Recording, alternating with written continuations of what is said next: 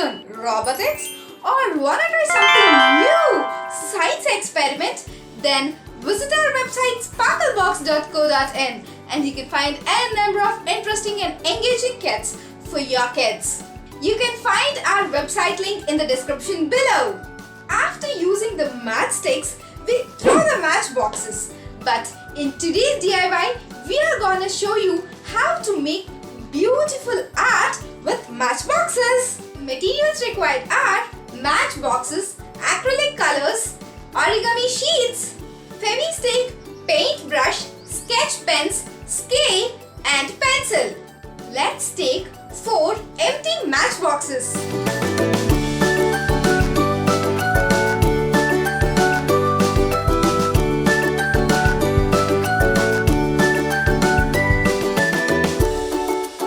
Now I'm painting them with red, blue, pink and orange colors. You can pick your favorite colors.